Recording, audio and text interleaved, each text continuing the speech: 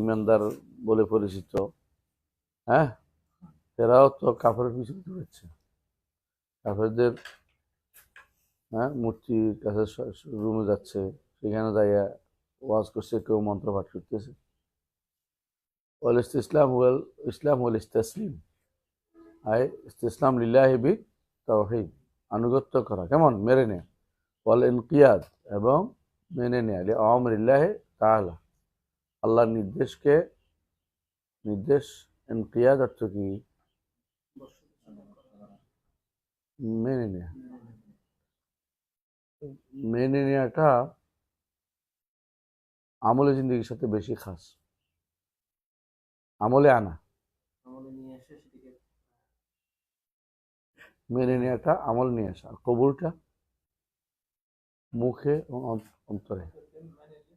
এই জন্য লা ইলাহা ইল্লাল্লাহ শর্তের মধ্যে একটা হচ্ছে কবুল, একটা হচ্ছে ইনকিয়াদ।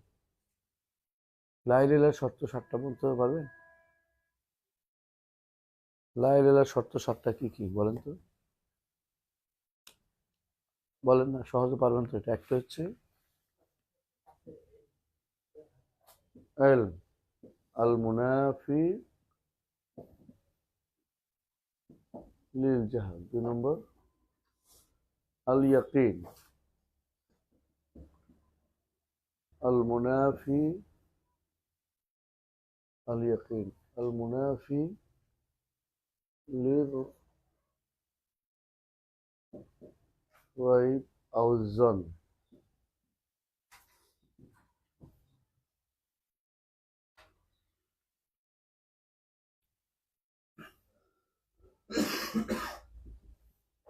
আল কবুল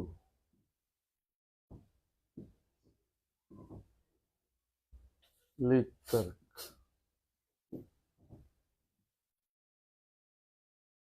আল ইনকিয়াদ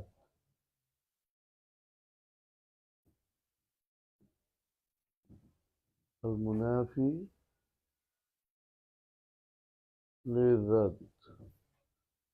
অথবা এটা এখানে, এটা এখানে, এটা এখানে, এটা লিখতে হবে, এটা রিরাদ।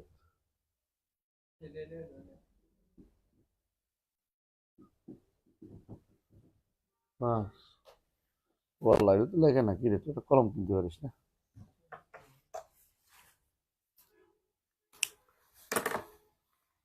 হ্যাঁ, মাত্র দে।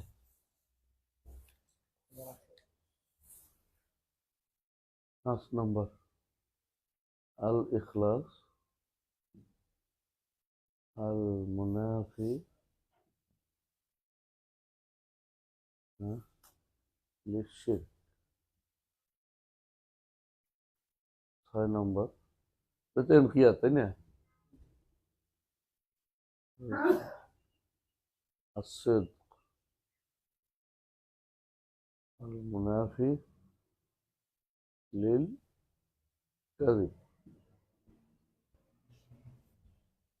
7 নম্বর, 7 নম্বর কি রে? মাহাব্বা। 7 নম্বর কি? মাহাব্বা, আল মাহাব্বা। وفقك الله لما أحب. المحبة المنافية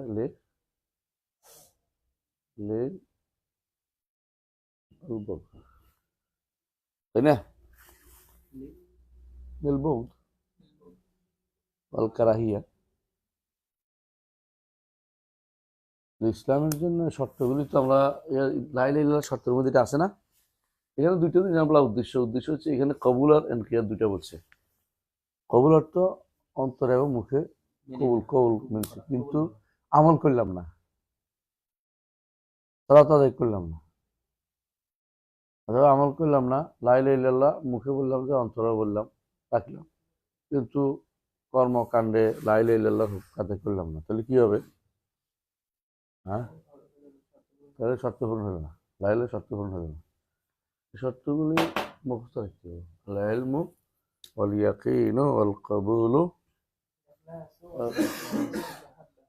ওয়াহাব্বা আহাব্বাকা ওয়াফাকাকা আল্লাহু লিমা আহাব্বা।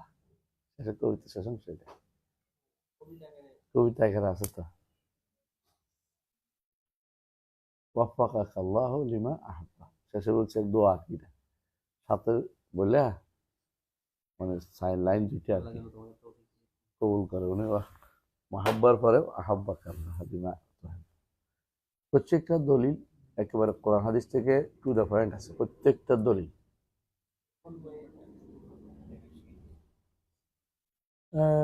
কোন বইতে বলবো, ওই যে এখানে অনেকগুলো বাংলা বই আছে, ওগুলো তো আছে।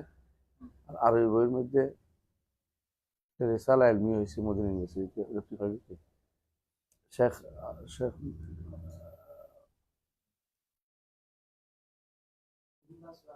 রাহমাহুল্লাহ, শেখ বিন বাজ রাহমাহুল্লাহ ব্যাখ্যা আছে। হ্যাঁ, প্রত্যেকটা বেশিরভাগই দারজ দিতেন। বাইরে শর্ত রোপণ জানাতে হবে।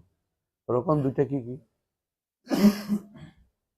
লাইলের রোপণ দুটো হচ্ছে ইসবাত ও নফি। নফি ইসবাত, আগে নফি পরে ইসবাত, নফি ও ইসবাত। শর্ত হইল 7টা। হ্যাঁ, আল কুফরান যেটা বলে এরপর এটা আসলে নফি ইসবাতের মধ্যে আছে। প্রথমটাই নফিটাই হলো কুফরান, আল কুফর তাগুত, এটা হলো নফি। কেউ কেউ এটা 8 নম্বর বানিয়েছে না জানা কেন। 7টাই ঠিক।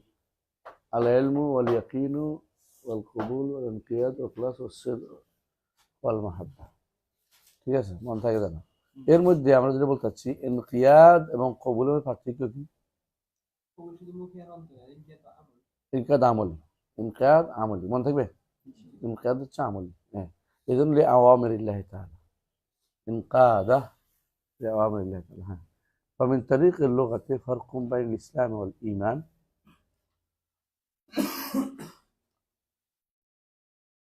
নিঃসন্দেহে লোগাত পার্থক্য আছে, আছে না ইসলাম আর ইমানে?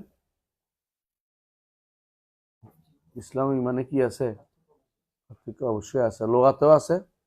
লোগাতে ইসলাম অর্থ কি? ইসলাম, আত্মসমর্পণ করা। আর ইমান অর্থ স্বীকার করে নেওয়া।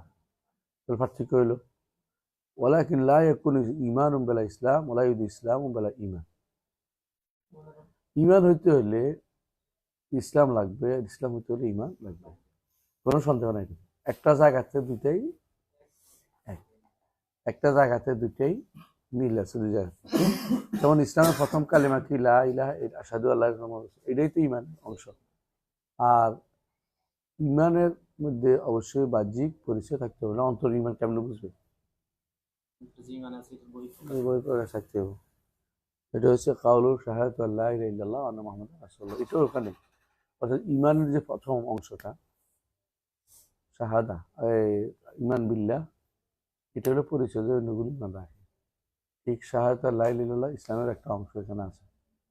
এই জন্য আমরা বলেছিলাম আপনাদেরকে যে মুতলাকুল ঈমান, আহসানতা, একটা হলো এটা হলো মুতলাকুল ঈমান, হলো আল ঈমান মুতলাক, আর হলো আল ঈমান আল মুস্তাহাব। এটা হলো ওয়াজিব, এটা হলো এটা হলো আল মুকাসসির, কোন রকম কমতি আছে আর কি, নাম। তাহলে 3 ভাগে ভাগ। হ্যাঁ, এর মধ্যে আপনি দেখেন একটু ঈমান না থাকলে মুসলিম হবে না, পূর্ণ ঈমান থাকলে মুমিন, আর যদি মুস্তাহাব ঈমান থাকে মুহসিন। বুঝছেন তো? সুতরাং ঈমান কিন্তু সবটা থাকতে হচ্ছে একটু একটু। এই কথাই উনি বলছেন, ইমাম বুখারী রাহমাতুল্লাহ বলতেছেন, লা ইয়াকুনু ঈমানুন বিলা ইসলাম, লা ইয়াকুনু ঈমান বিলা ইসলাম। ইসলাম নাই ঈমানদারের কিছু পাক্কা, এটা বলা যাবে না। কারণ ঈমান আছে সাথে ইসলাম কিছু বাহ্যিক অবস্থান মানে, সেই তো ঈমানদার। আর যে ব্যক্তি মুসলিম তার কিছু না কিছু ঈমান থাকতে হবে, মুসলিম বলাই যাবে। তাহলে মুতলাকুল ঈমান, ঈমানুল মুতলাক, আর হলো ঈমানুল কামিল বা মুস্তাহাব। একটা হচ্ছে ঈমান নাকিস, এটা হলো ঈমান ওয়াজিব, এটা হলো ঈমান মুস্তাহাব। ওখানে ঈমানের নকশ আছে, ত্রুটি আছে, কমে গেছে। হ্যাঁ, তারপরে পরে ওহুমা কাজ্জাহারি মাল বাতন, একটা একটা পিঠ পেটের মতো, মানে পিঠ পেট না হলে যেমন কমপ্লিট হয় না, তেমনি পিঠ পেটের মতো। একটা হলো প্রকাশ্য জাহের, আর বাতন হচ্ছে গোপন। তো পিঠ পেট মানে পিঠ, হ্যাঁ, প্রকাশ্য অর্থে এখানে। আর বাতন মানে পেট, মানে অপ্রকাশ্য অর্থে। তো এর অর্থ হলো এটা দুইটা যেন প্রকাশ্য অপ্রকাশ্য যদি একসাথে আসলে, আমরা আগে বলছিলাম যদি একসাথে আসলে অর্থ হয়। একটা হচ্ছে আরমাল ও জাহের, একটা হচ্ছে আরমাল বাতেনা, আরমাল জাহেরা বাতেনা। কেন বলছেন তিনি ওদ্দিন ইসমুন ওয়াকিন আল ঈমান ওয়াল ইসলাম ওয়াল শারাঈ কুল্লিহা। শারাঈ বলতে ইমান ইসলামের পরে আরো শারাঈ যেগুলি মানুষ মেনে চলে, ইহসান ও অন্যান্য সবগুলি এটার ভিতরে। আর এটাই হাদিস জিবরিল দ্বারা প্রমাণিত হয়েছে যে আল ইসলাম, ঈমান ওয়াল ইসলাম ওয়াল শারাঈ। এখন হয়তো বলতে পারেন যে ইসলাম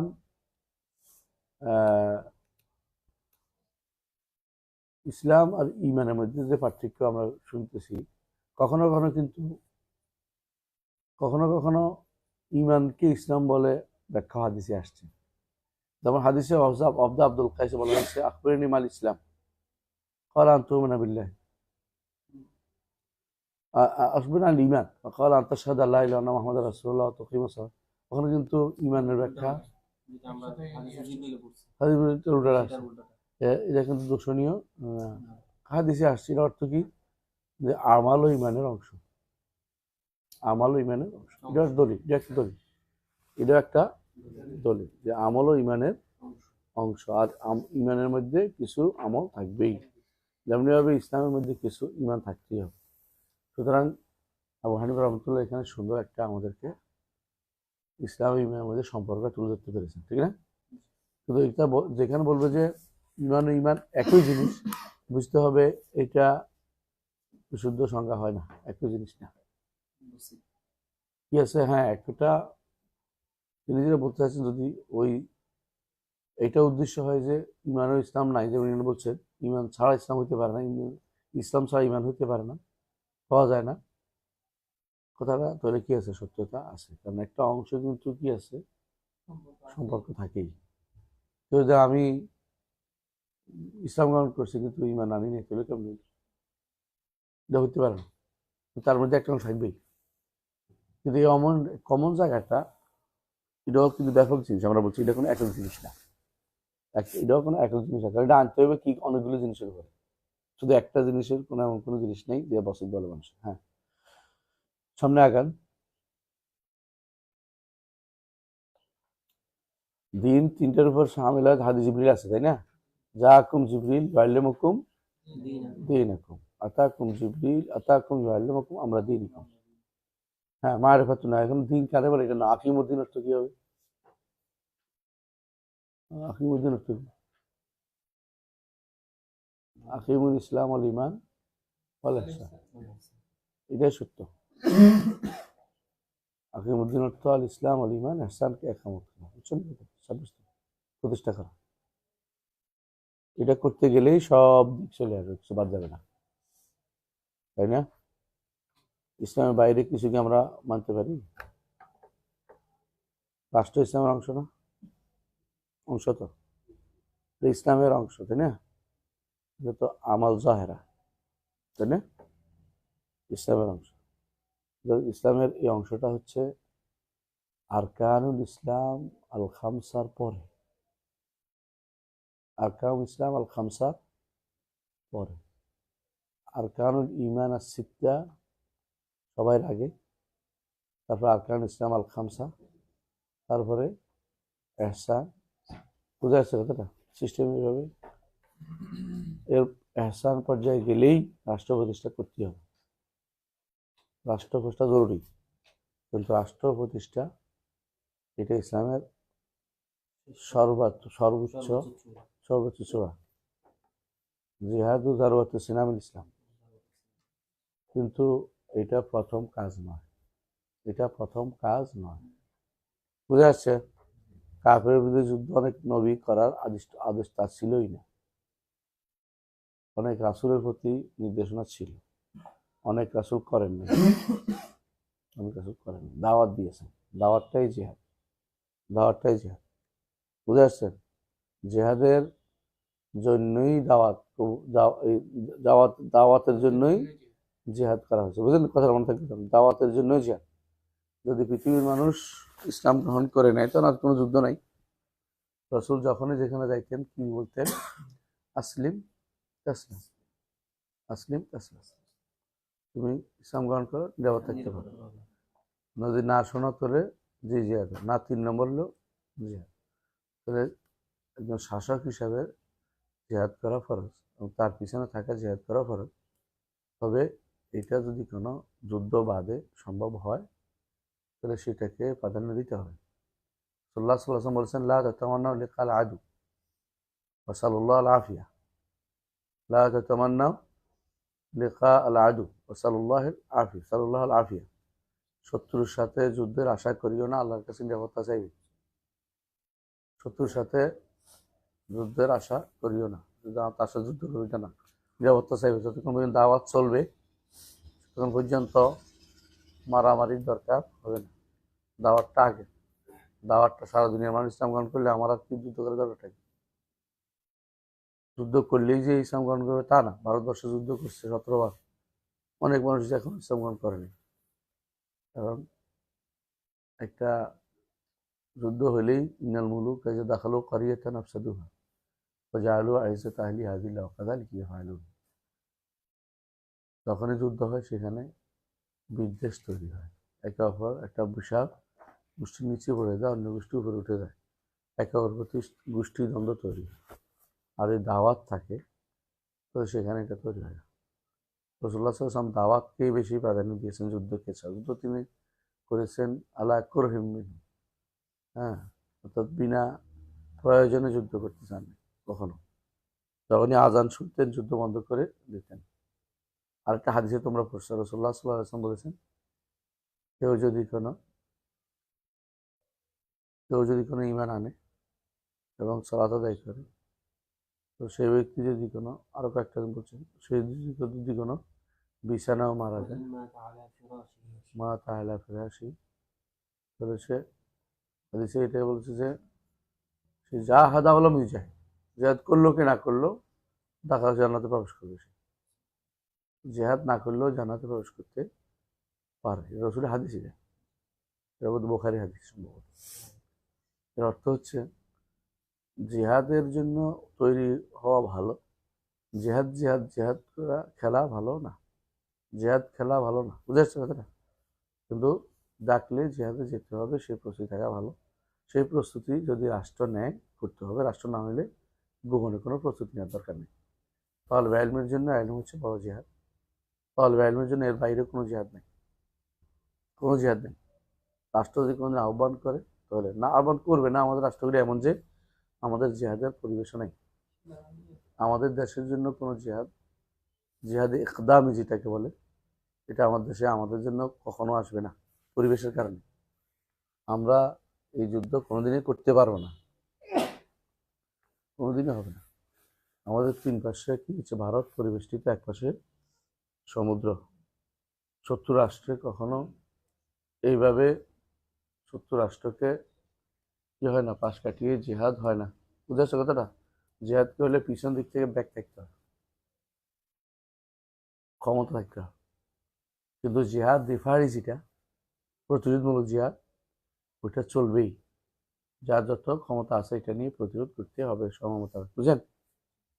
ওইটা একটু মনে রাখেন ইনশাল্লাহ। মানে এটা কেন বলে রাখতে, কারণ এটা অনেক মানুষ আছে আপনাদেরকে বিভ্রান্ত করতে পারে। এত বছর তারা যে সমস্ত ট্রেনিং দিচ্ছেন কোন কাজে লাগছে? এটা লাগছে একটা, এটা কি জানেন?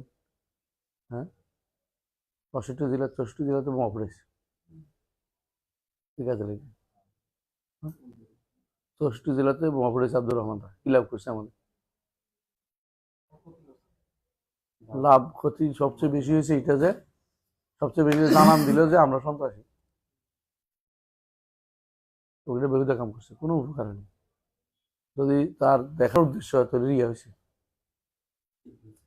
রিয়া হয়েছে, রিয়া তো যাইছে। বোমা পড়েছে, বোমা পড়ানোর কোন ইসলাম ছিল? কোনোদিন ইসলাম ছিল? সুবহানাল্লাহ। শেখ আব্দুল মোহসেন আব্বাদ হাফিজাহুল্লাহ, তিনি একটা বই লিখছেন, আফিকু আইয়ুহা শাবাব, যুবকরা তোমরা একটু আকল খাটে লাগো, কখন তোমাদের তাফজিরাত বোমা ফুটানো কখন ইসলাম ছিল এটা বলতে হবে, বের করো। যারাই যেখানে বোমা ফুটেছিল ইসলাম ছিল না। অথচ কেউ কেউ কোনো কোনো জায়গায় দেখবেন যে বোমা আমলিয়া সাদিয়ে নাম দিচ্ছে, এটা আমলিয়া সাহেব বুঝো বোমা ফুটাই মরে যাও, তো কোনদিন ইসলাম ছিল এটা? আত্মঘাতী হামলাটা কোথায় ছিল? কোন ইসলাম ছিল না। এটা কোথায় হয়? রাষ্ট্রীয় নিয়ন্ত্রিত যুদ্ধের মধ্যে মুসলিমরা যদি না পারে, তাহলে রাষ্ট্র নিয়ন্ত্রিত যুদ্ধের মধ্যে মুসলিমরা যদি না পারে, তো নিজের জানটা দিয়ে হলেও যুদ্ধটা এগিয়ে নিতে হবে। কথা বুঝছেন কিনা? মানে আমার জান চলে যাক, তারপর আমি দরজা খুলবো, জান চলে যাক, আমি সমুদ্রের ইয়ার সামনে শত্রুর ট্যাঙ্কের সামনে দাঁড়াবো, তার বোমা বোমা নিয়ে, যাতে করে শত্রুর ট্যাঙ্ক না শুনতে পারে।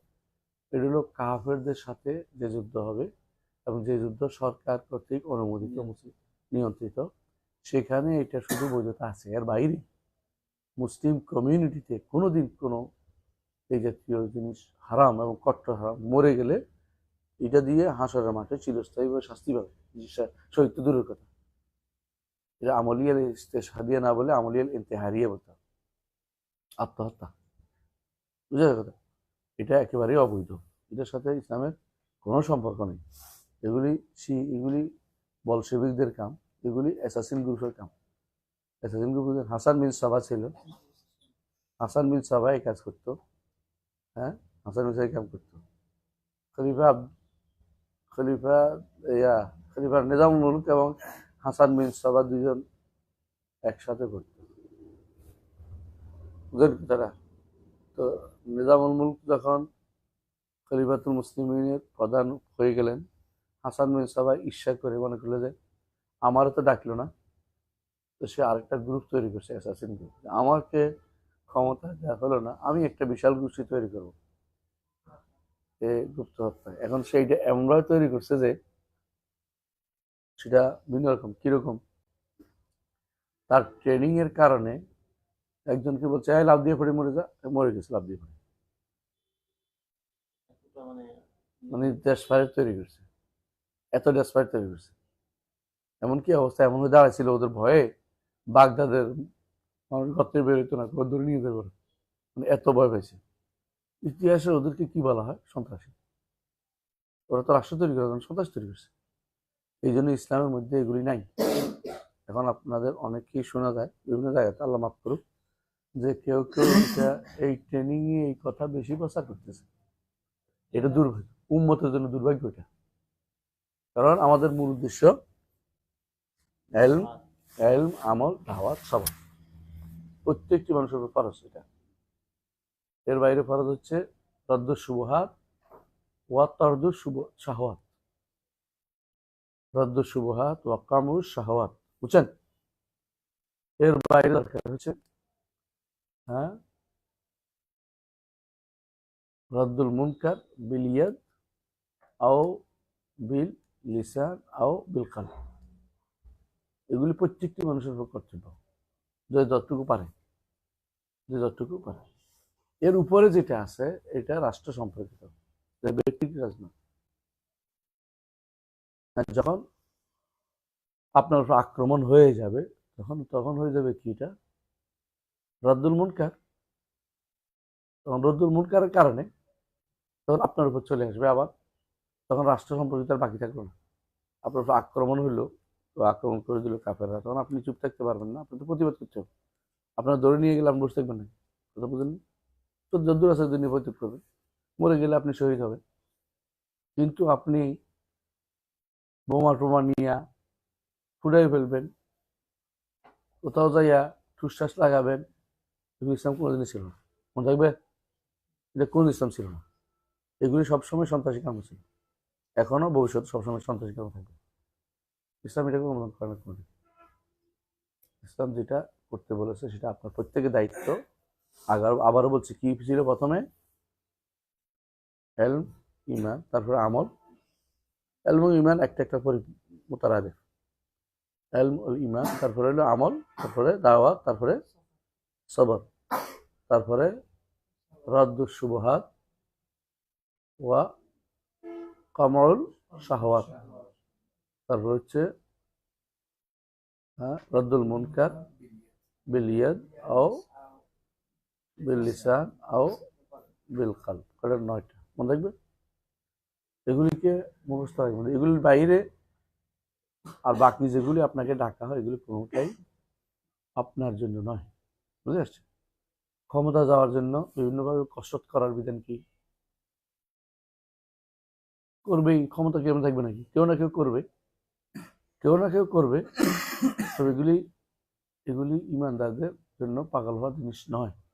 কারোর দিকে ক্ষমতা থাকে, মানুষকে বুঝিয়ে শুনিয়ে ক্ষমতা দিতে পারে, যাক, দেশ তো আর এমন থাকবে না। যার সে যোগ্যতা আছে সে যাবে। সবাইকে ক্ষমতা রাষ্ট্রপ্রধান হইব? বোঝা গেল যে ওই জায়গায় রাষ্ট্রপ্রধান হওয়ার জন্য চেষ্টা করা, পাগল হয়ে যাওয়া, এটা হচ্ছে উচ্চাবিলাসীদের কাজ। এই উচ্চাবিলাসী সবাই হয় না। এটা যেমন দায়িত্ব নেয়ার জন্য যেমন ব্যস্ত হইতে নিষিদ্ধ, তেমনিভাবে চাইলেও সেটা না দেওয়া উচিত। যোগ্য দেখে প্রত্যেকে নির্বাচন মানে হলো নির্ধারণ করা উচিত যে যোগ্যতার ভিত্তিতে মানুষ নির্ধারিত হবে।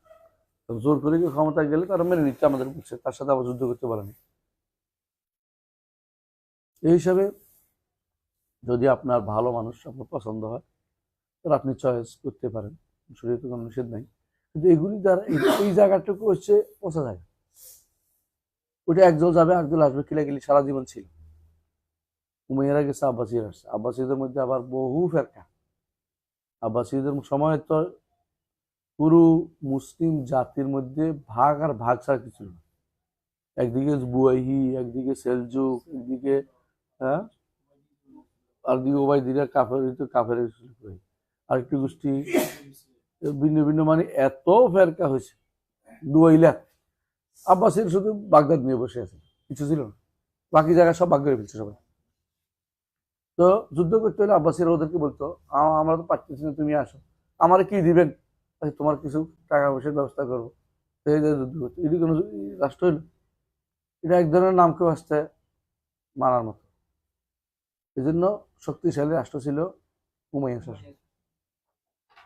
শক্তিশালী রাষ্ট্র উমাইয়া শাসন। রাসূলুল্লাহ সাল্লাল্লাহু আলাইহি ওয়াসাল্লাম ওইটাকেই, যখনই আসে, ওইটা নয়, এরকম আরো আছে, মুলক ওয়া রাহমা, এটাকে বলছে মুলক ওয়া রাহমা। মুলক ও রাহমা, বোঝা যাচ্ছে? রাজত্ব এবং রহমত একসাথে হাদিস আছে। রাজত্ব রহমত এটা শুধু ওনাদের না, সবসময়। কিন্তু এর তো এই নয় যে সমস্ত মুলক রহমত হবে, এটাও না।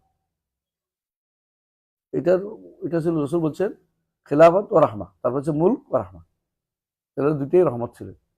মুলক ও রাহমা দুটোই শরীয়তে অনুমোদিত। খেলাফত ও রহমত ছিল, মুলক ও রহমত ছিল। বুঝে আসছে কথাটা? কিন্তু সব সময় সব খলিফা দাবিদাররাই রহমত করবে না, আর সব মুলকের দাবিদারই রহমত ছিল না। রসুল বলার উদ্দেশ্য হচ্ছে খেলাফত হবে, রহমত হবে, মুলক হবে, রহমত হবে, এরপরে মানুষের মধ্যে আদুদ হবে, কামড়া কামড়ি হবে, কুকুর কুত্তার মতো কামড়া কামড়ি হবে ক্ষমতা নিয়ে। এই তো এখন তো কুফুরি মতবাদ নিয়ে টানাটানি করতেছে, আর কিচ্ছু নেই। শুধু কুফুরি নিয়ে টানাটানি করতেছে। এরপরে চলেন, বুঝে আসছে? ইসলাম কি বুঝছেন? ইসলামের রূপরেখা আগে জানেন। ইসলামের আপনি কোনটাকে, প্রত্যেকটাকে কোথায় কোনটাকে দাঁড় করাবেন আপনি শিখে নেন, যে আমি কোনটার গুরুত্ব আগে দিব, কোনটার গুরুত্ব আগে দিব। হ্যাঁ,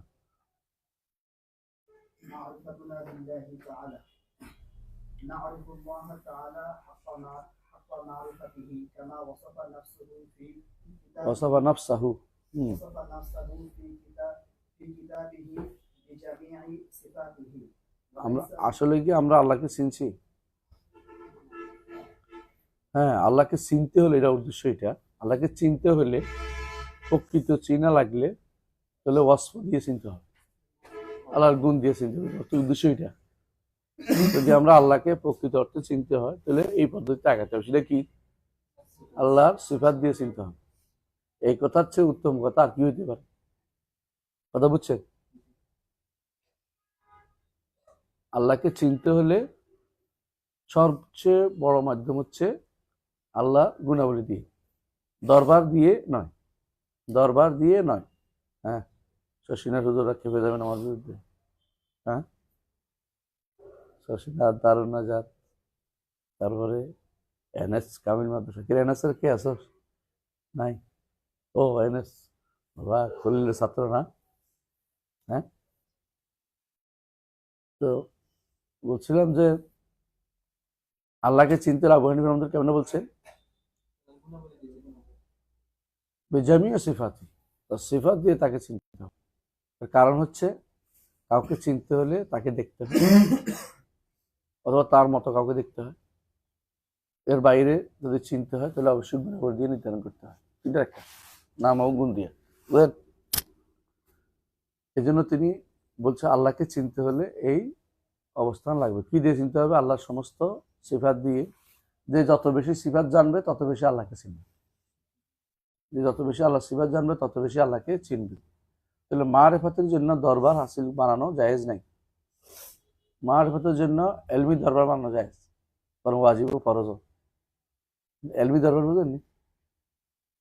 এলম শিক্ষা দেওয়ার জন্য আল্লাহর গুণাবলী শিক্ষা দিতে হবে বেশি বেশি করে। এই জন্য সাইয়েদনা আব্দুল কাদের জিলানী রহমতুল্লাহ আলাইহি তিনি তার একটা কিতাব আছে আল গুনিয়াতুল তালিবিল হক, ওটার মধ্যে তিনি আল্লাহর পরিচয়ের জন্য আল্লাহর নামগুলি গুণগুলি উল্লেখ করছে, আল্লাহর মারিফত কেমন দিতে হবে।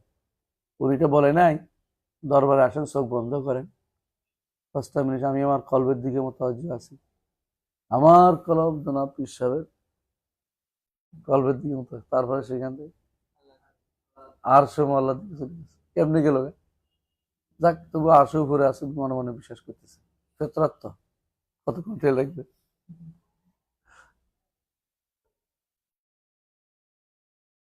আল্লাহকে চিনতে হলে কি লাগবে তাহলে? আল্লাহকে চেনার পরে আল্লাহর ইবাদত কেমনে করতে হবে এটা বলছে। ওয়ালাইসা ইয়াকদিরু আহাদুন আন ইয়াবুদাল্লাহ হাক্কা ইবাদাতিহি কামা হুয়া আহলুল্লাহ।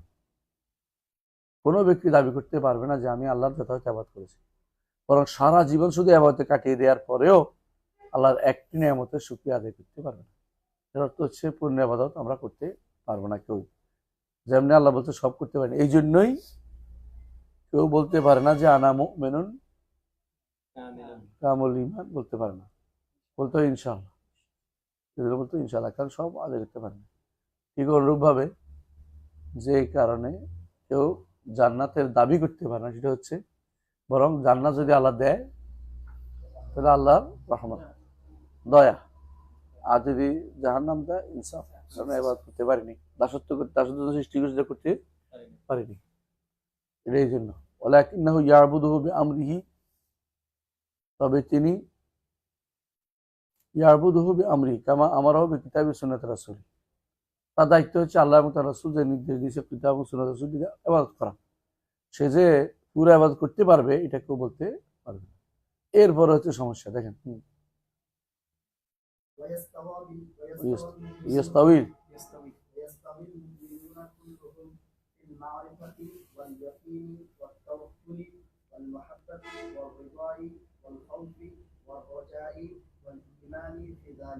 আসলে কি শুদ্ধ কথাটা? এর শুদ্ধ না, এর পরে বুঝাবে। ইয়াতাফাওয়াতুনা ইয়াতাফাওয়াতুনা ইয়াতাফাওয়াতুনা,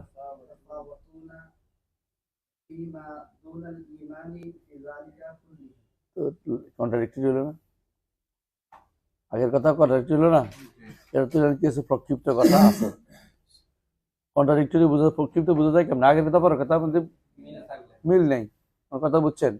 বলতেছে যে মুমিনরা সব আল্লাহকে চিনার ক্ষেত্রে, দৃঢ়তার ক্ষেত্রে, আল্লাহর সাথে তাওয়াক্কুলের ক্ষেত্রে, মহব্বতের ক্ষেত্রে, সন্তুষ্টির ক্ষেত্রে, ভয় আশা ইমানের ক্ষেত্রে সব একরকম সমান। এর বলতেছি ইমান ছাড়া অন্যগুলিতে তাদের মধ্যে ভিন্নতা। তো কেমন একটু বলে সমান, আবার বলেন যে আপনি ভিন্নতা, বুঝেন না কথাটা? এর অর্থ হচ্ছে এখানে কথাগুলি তারা কি হয়েছে, ঢুকে বেদা লাগিয়ে দিয়েছে। আগেরটা হয়েছে এর মধ্যে ঢুকেছে, মধ্যে আছে। হ্যাঁ, এরপরে ঠিক আছে।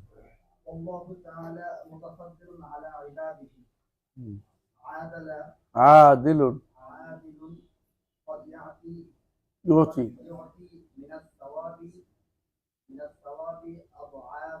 আদাফা, ইয়াস্তাউজিবুহু তাফাদ্দুলান মিনহু, আল্লাহ তাআলা বান্দার উপরে ফদল করে। ফদল বুঝছেন? ওয়াসাল্লাহ মিন ফদলি, দয়া করে। আদিল, তিনি হচ্ছে ইনসাফকারী মানুষ, সত্তা, আস্তাগফিরুল্লাহ, ইনসাফকারী সত্তা। কাদ ইউতি মিনাত তাওয়াবি আদাফা মা ইস্তাউজিবুল আবদ তাফাদ্দুলান মিনহু, বান্দা যে সওয়াব পাবে তার থেকে বহুগুণ বেশি তিনি দান করেন। তাফাদ্দুলান, একান্ত দয়া। ওয়াকাদ ইউআকিবু আলাল যামবি আদলাম মিনহু, শাস্তির উপর, গুনার উপরে শাস্তি দেন আদলাম, দয়া করে। এটাও তার ইনসাফ, এটা ইনসাফ। ওয়াকাদ ইয়ারফু ফাদলাম মিনহু, যদি ক্ষমা করে দেন তাহলে তার দয়া, আর যদি কোনো শাস্তি দেন আদল। এটা হচ্ছে আহলে সুন্নাত জামাতের কওল। মাঝখানে যে কথা ঢুকছে এটা অবশ্যই বোঝা যাচ্ছে, আগ পিছ মিলাই দেখেন যে এটা এখানে আসার কথা না, এটা আগের সপ্তাহে যাওয়ার কথা যদি থাকতো, কিন্তু সেখানে তিনি আলাদা, এখানে একই কথার মধ্যে দুই রকম আসছে। কথা অংশ কি বলছে, এগুলির মধ্যে একরকম, এরপর বলছে যে কি আছে, ভিন্নতা আছে। তো আপনি কেমনে কথা দুই রকম হইল না, এখানে কি আছে বোঝা যাচ্ছে এই অংশ কখনো বিশুদ্ধ নয়। কথা বলছেন?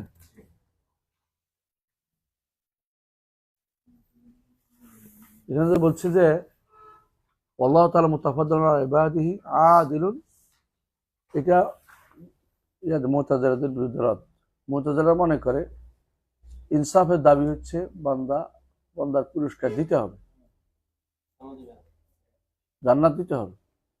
আমল করছে জান্নাত দিবে না, মানে আমল করে ফেলাইবে, এই আর কি একটা। এই জন্য তার সময় যে মুতাজিলাদের শুরু হয়ে গেছিল, তিনি এটাকে রদ করেছেন। বুঝে আসছে কথাটা? যে বান্দা সারা জীবন আমল করলেও কি করতে পারবে না, দাবি করতে পারবে না, এবং আল্লাহ দিবে না বান্দাকে ঈমান থাকলে। কিন্তু এটা এটা হচ্ছে আল্লাহ নিজের উপর নিয়ে নিয়েছেন হক, আমাদের হক না তার উপরে, আমরা তার উপরে কোনো হক, তিনি দয়া করে যেটা দাবি করে নিজের উপর নিয়েছেন, এটা ছাড়া আমরা তার উপর দাবি করে নিতে পারি না। আল্লাহ আপনি দিতে হবে আমাকে, আদল ইনসাফ করে আপনার। এই জন্য মুতাজিলাদের যে 5টা মূলনীতি আছে, মনে আছে? 5টা মূলনীতি আছে না মুতাজিলাদের? কি কি বলছিলাম? মুতাজিলাদের ঈমানের রকম কয়টা মনে আছে তো? মুতাজিলাদের উসুল, মুতাজিলা 1 নম্বর আত-তাওহীদ। ওদের তাওহীদ হলো কি জানেন? হ্যাঁ, আল্লাহ সিফাত অস্বীকার করা। এবং ওদের তাওহীদ আল্লাহ সিফাত অস্বীকার করা। 2 নম্বর হচ্ছে আল আদল। ওদের আদল হচ্ছে আল্লাহর তাকদির অস্বীকার করা। আল্লাহ যদি লিখেই ফেলে বাধ্য হয়ে গেলাম না, হ্যাঁ, এই জন্য আমরা যেটা চাই এটা, নাউজুবিল্লাহ। 3 নম্বর হচ্ছে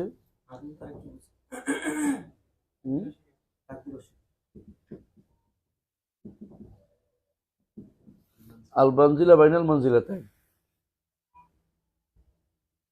এটা বুঝছেন তো? কবিরা গুনাহকারী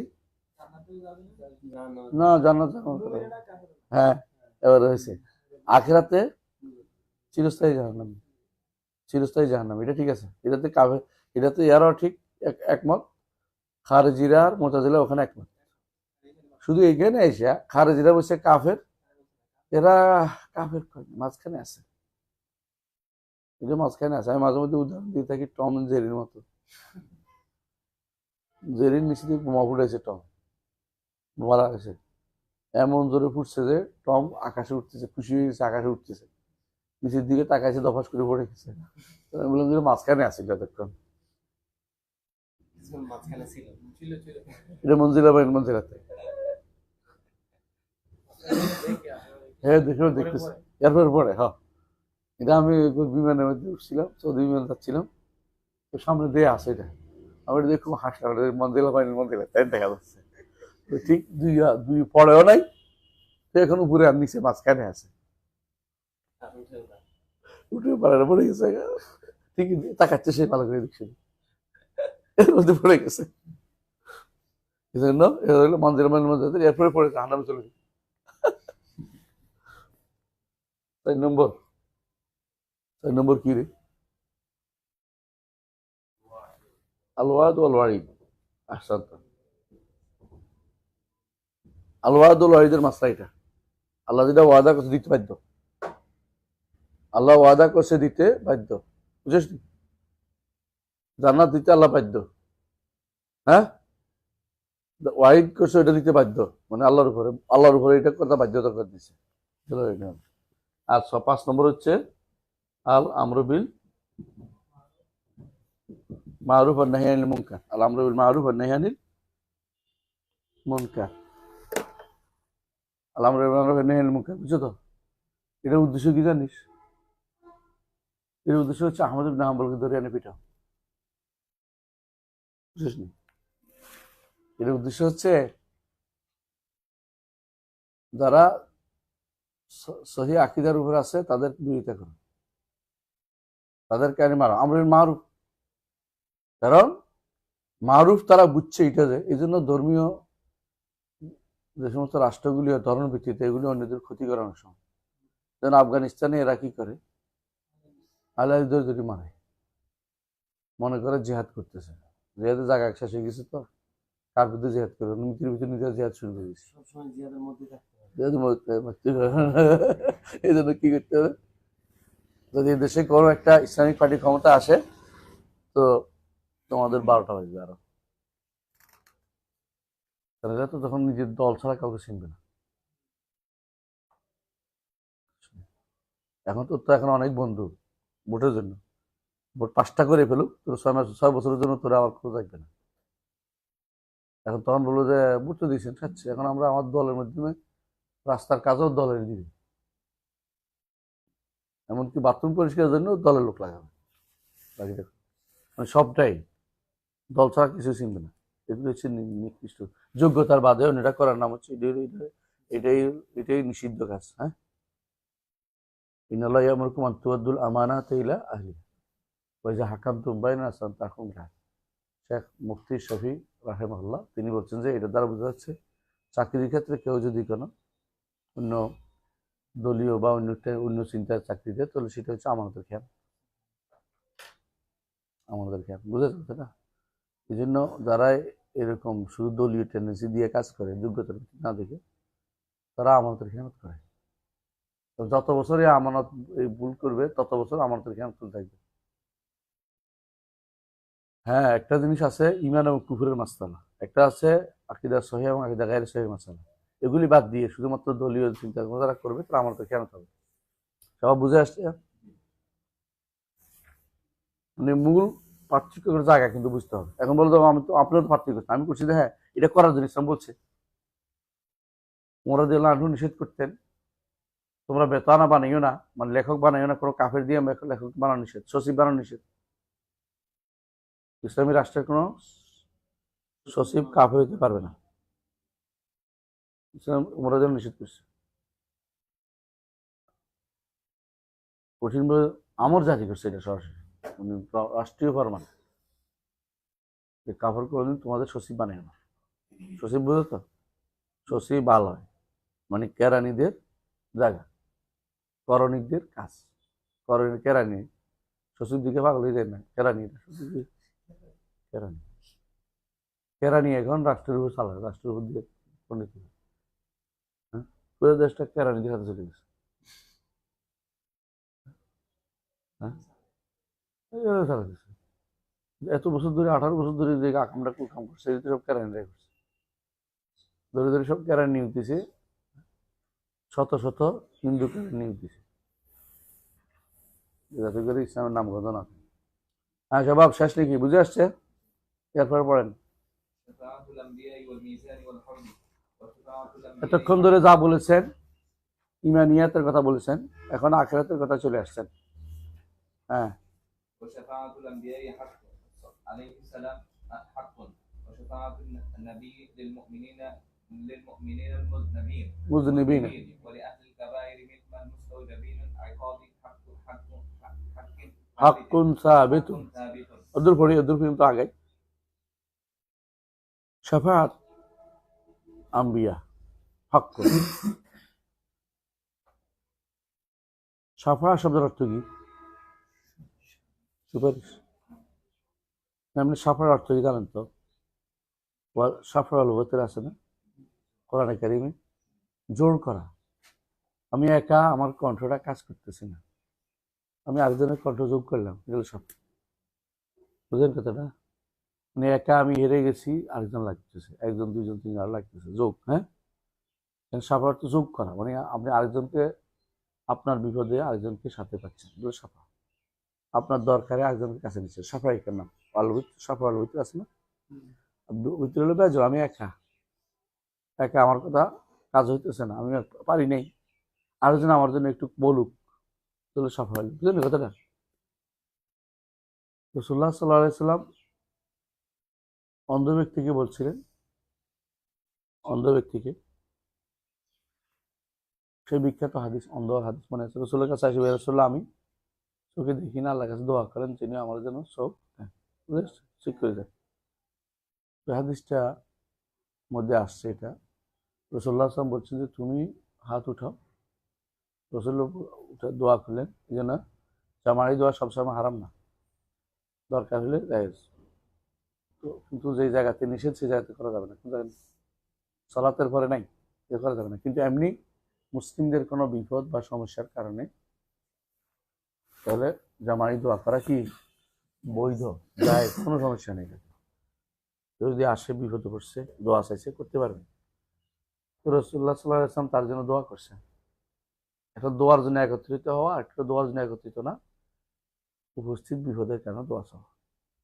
তো এই জন্য দোয়ার মাহফিল করা যাবে না, দোয়ার জন্য মাহফিল করা যাবে না, মাহফিলে দোয়া করা যাবে প্রয়োজনে। বুঝলেন কথাটা? তো আপনারা করেন, আমরা তো করি না। দোয়ার মাহফিল হয় নাকি? দোয়ার মাহফিল বেদাত কাজ। দোয়ার কারণে মাহফিল হয়, দোয়ার কারণে মাহফিল হয়, কত বড় বেহুদ কাম জানেন তো? আবার আপনাদের ইসালের সওয়াব, আমাদের শর্ষিনার লোকেরা ইসালের সওয়াব ছাড়া তো চলেই না। আমি মাঝে মধ্যে এই সমস্ত ওয়াজে যাই কি জন্য? ইসালের সওয়াব বন্ধ করে ওয়াজ করার জন্য। শুধু টাকা ইসালের সওয়াব দিচ্ছে, ইসালের সুন্নাহ দিচ্ছি, ইসালের সুন্নাহর কাজে ব্যস্ত আছে, ইসালের সওয়াব বাদ দিয়ে।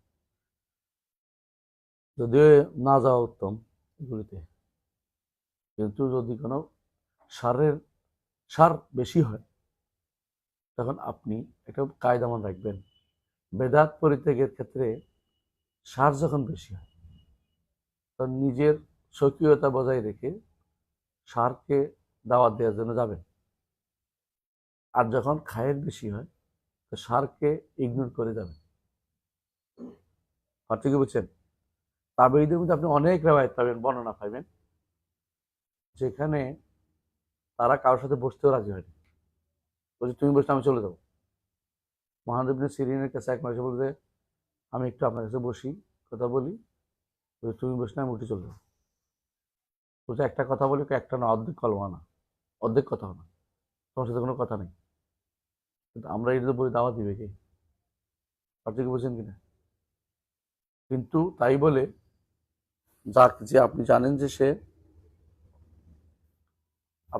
যে সে হকের বিপরীতে চলতেছে, তো তার সাথে আপনি তো তার সাথে আপনার কোনো কর্মকাণ্ড বসা শেয়ার করতে পারবেন না। আল্লাহ কোরআনে কারীমে নিষেধ করছে, ফালা তাকুদ বা'দা যিকরা মাল কওম ফালা তাকুদ বা'দা যিকরা মাল কওমি যালিমিন মুজরিমিন। তো হ্যাঁ, যখন দেখবেন যে সে স্পষ্ট বাতিল দিয়ে আহ্বানকারী, তাকে অবশ্যই কি করবেন? ইগনোর করবেন, ফরজ এটা। কিন্তু যারা সাধারণ মানুষ বাতিলের উপর আছে, তাদের কখনো ইগনোর করবেন না। তাদেরকে হকের দায়িত্ব দাওয়াত দিতে আপনি যাবেন, বারবার, একবার, দুইবার, তিনবার, চারবার। মুআনের যে ব্যক্তি ইচ্ছা করে বাতিল ছড়াচ্ছে, তার সাথে আপনার কোনো বন্ধুত্বপূর্ণ সম্পর্ক হতে পারে না, এবং তার সাথে আপনি চলাফেরা করতে পারেন না, তার সাথে বসতেও পারেন না, তার সাথে বসবেন না। আহলুল বিদআত তো আদ-দাঈ ইলাল বিদআহ, বেদার দিকে আহ্বানকারী হলে তার সাথে কোনো বসার দরকার নেই, আপনি তার নিয়ে ব্যস্ত হওয়া নিষেধ। আল্লাহ নিষেধ করে দিয়েছে ওমা আলাইকা আল্লাহ ইয়াজ্জাক্কা। তখন যে শিখতে চায় জানতে চায় তাকে জানাবেন। জগতে মরানেদরা বেশি না কম? কম। বেশিরভাগ মানুষই শুনতে চায়। যারা শুনতে চায় ইন্তুসমা মান ইউসমা আয়াত ইন্তুসমা মান, এটা কি না ইন্তুসমা মান ইন্তুসমা কি আপনি শোনাবেন শুধু তাকেই যে শুনতে চায়। যে শুনতে চায় না তাকে আপনি শোনাইতে পারেন না। ইন্তুসমেও তাকে শোনাবেন না, আল্লাহ করে বই দিছে কোরআন কারীমে।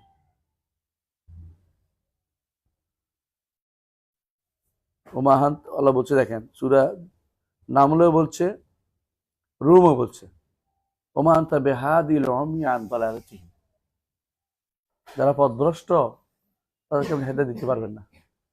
তারপর বলছে ইনতুসমাউ, আপনি তো শুধু শোনাইতে ইল্লা মাই ইউরবি আয়াতানা ফাহুম মুসলিম, মুসলিম আছে আয়াত উপর ঈমান রাখে তারা শোনাইলে শুনবে। কিন্তু যে পথভ্রষ্ট হয়ে বসে রয়েছে তারা আপনি কি শুনেন? তারা আল্লাহ দিয়ে হেদায়েত দেয় কোনোদিন। তারা শোনাই সর্বোচ্চ বলে দিতে পারবেন হক, কোনো তর্কের দরকার নেই। না নিলে কোনো তর্ক করবেন না। এই জন্য আবরার তর্ক করার দরকার নেই। আপনি হক বলেন, নিলে না নিলে আল্লাহর কাছে জবাব দিয়ে করবেন। কথা বুঝছেন? আল্লাহ তাআলা এটা দুই জায়গায় বলেছে কোরআনে কারীম, সুবহানাল্লাহ। সূরা রুমের 53 নম্বর আয়াত এবং সূরা নামলের 81 নম্বর আয়াত, একেবারে একই আয়াত। ওয়ামা আনতা বিহাদিল উমিয়া আন দালালাতিহিম। বুঝলেন কিনা? অন্ধ যে আছে, পথভ্রষ্টতায় ডুবে আছে, তাকে আপনি হেদায়েত দিতে পারবেন না। বুঝেছ? তো আপনি কাকে দিবেন? ইনতুসমিল্লাহ মা ইউমিনু বিআয়াতিনা ফাহুম মুসলিমুন। মুসলিম ইমানের শাখা আছে তার কাছে, পথভ্রষ্ট করতে চাচ্ছে না, তাকে আপনি শোনাবেন। সবাইকে আপনি শোনাইতে পারবেন না। এই জন্য যারা আজ শেয়ার করতেছে বসে বসে একসাথে, এরা অন্যায় করতেছে। সেখানে আপনি যদি রাজা হন তাহলে আপনি যেতে পারবেন না, আপনার কথাই সবাই শুনবে, তাহলে ওদের সাথে বলতে পারবেন। কিন্তু আপনার কথা না, সে আপনাকে শোনাবে, তাহলে আপনি যাবেন না ওখানে। কথা কেউ বুঝে আসছে তো? হ্যাঁ, পীরের দরবারে যাইয়া আপনি কি কথা বলতে পারবেন? পারবেন না। কেন পারবেন না? ঘটনাটা এটা নয়, মানে সেটা আপনি হচ্ছেন তখন আপনাকে তারা নিচে অন্য উদ্দেশ্য কাছে টানার জন্য, আপনি যাই কাছে টানতে পারবেন না। বুঝছেন কথাটা? এই জিনিসটা খেয়াল রাখতে হবে। আমাদের কোনো কোনো ভাই দাঁড়িয়ে এই ভুলের মধ্যে আছে। তারা মনে করে আমরা তো সবার সাথে মিশে দাওয়াত দেওয়া যাবে, দাওয়াত নেওয়ার জন্য গেছেন, আপনি এখন চুপ মেরে থাকবেন আত্মমর্যাদা বোধের জন্য অথবা মাহফিলের আদব রক্ষার জন্য, এলমের আদবের নাম দিয়ে আপনি চুপ থাকবেন। কিন্তু এখানে জগা জায়গা নাকি? জগা জায়গা না হলে ইমান কুফুরির সাথে সম্পৃক্ত। আমারটা তো ইমান কুফুরির সাথে, তোমারটা তো হইলো ছাড়। কথা বুঝো নাই? যদি একটা পীরে যদি কোনো ছেড়ে দেয়, মিলাদ ছেড়ে দেয়, তো আমার জন্য উপকার। আমি যদি মিলাদ মেনে নেই, তুমি তো হারাম কাজ করে ফেললাম আর বেজা লাগাইলাম, তো আমি ওখানে যাবো কি করতে? কথা ভাবতে কি বোঝো নাই? যারা সরাসরি সহি আকীদা ও মানহাজি বিরোধিতা করতেছে, তাদের সাথে আমার বসার কোনো মানে হয় না। আমার সাথে বসবো এমন মানুষ যারা মুআনিদ না, কথা বুঝছেন কিনা? অন্যদেরকে আমি জানাবো, কিন্তু আমি তাদের সাথে তর্কে বিতর্কে লিপ্ত হব না, এবং তাদের সাথে আমি শেয়ার করব না। আমার সাথে একসাথে বসে দাওয়াত দিতে মানব না। কথা বুঝছেন? পার্থক্য এটা। যারা মুআনিদ তাদের সাথে কোনোভাবে বসে যাবে না। হ্যাঁ, মুআনিদ না, তার সাথে আপনি চেষ্টা করবেন তাকে সঠিক পথে আনতে, এটা কোনো সমস্যা ইসলামে নাই। দুইটা একসাথে হইতে পারে না। তাই বলে যদি আপনাকে সালাম দিয়ে জবাব দিতে পারবেন না, এটা দরকার, এটাকে ন করবেন না। কেন? অনেকে মনে করে যে হাঁটছে আমি ওই দিক দিয়ে হাঁটি, এটা তো না। এমনও তো হইতে পারে আপনার সালামের কারণে একদিন সে একদিন তার মধ্যে পরিবর্তন আসবে। হ্যাঁ, অনেকে এইটা দেখলেও নিষেধ করে, এটা হলো দুর্ভাগ্য, এটা না জানার কারণে, দাওয়াত সিস্টেম কারণে। রাসূলুল্লাহ সাল্লাল্লাহু আলাইহি ওয়াসাল্লাম তো কাফিরদের সাথে কখনো কখনো বসছে, কেন? দাওয়াতের জন্য। কিন্তু যারা উল্টা বেশি, তাদেরকে আল্লাহ তাআলা বলছে এদের হেদায়েত দিয়ে আপনার দায়িত্বের ভিতরে পড়েন, আপনি বলে দেন। এদের সাথে বলতে তো হলে দায়িত্ব দিব সর্বোচ্চ। আপনি ওখানে যাই যদি না বলেন তাহলে আপনার যাওয়াটা যাইজ নেই। আপনি বুঝছেন তো? অনেকে আছে তো আমাদের এই জন্য হয়ে গেছে না, আপনি ওখানে বলেন নাই দেখে ওখানে চাই যদি বলেন যে আল্লাহকে কিন্তু আর শুরু মানতে হবে, যদি বলেন তো একটু দেখি এরপরে জায়গা দেখি না, এটা নিয়ে ঝগড়া লেগে যাবে মানে। তো ঝগড়া তো চাচ্ছি আমরা, এই জায়গায় চুপ থাকার জায়গা না, তোর পুকুরি জায়গা এটা। আল্লাহ যে উপরে, এটা তো জাতি সিফা, এটা তো কোনো ফেরি সিফা না, এটা আর সব উঠার মতো না। আল্লাহ উপরে মানা তো এটা ফরজে আইন, একবারে ফরজে আইন, প্রথম ফরজ সবার আগে এটা। এটা যদি না মানি আপনি এরপর দাওয়াত দিয়ে কিলাম, নামাজ দাওয়াত দিয়ে কি হবে? কথা বুঝেন নাই? বন্ধুত্বের দাওয়াত দিচ্ছে, ভালোবাসার দাওয়াত দিচ্ছে, আর কোনো খবর নেই, ইমানের খবর নেই। সাফাআত শব্দের অর্থ আসছিলাম। সাফাআত শব্দের অর্থ কি? যোগ করা। সাফরন, বুঝেন না কথা? যোগ করা মানে কারোর সাথে কিছু যোগ হওয়া, যুক্ত হওয়া। রাসূলুল্লাহ সাল্লাল্লাহু আলাইহি ওয়াসাল্লাম অন্ধ ব্যক্তিকে রিবায়াত যুক্ত করে দোয়া করছেন, অন্ধ ব্যক্তিও দোয়া করছে। এখানে কোনো ওসিলা, ব্যক্তি সত্তার ওসিলা ছিল না, ব্যক্তি সত্তার ওসিলা ছিল না। এটা হলো জাহেলরা শুধুমাত্র এটা বলে, ব্যক্তি সত্তার ওসিলা ছিল না। কি ছিল? দোয়ার ওসিলা। জীবিত, উপস্থিত, সক্ষম ব্যক্তির দোয়ার ওসিলা। পার্থক্য বুঝছেন?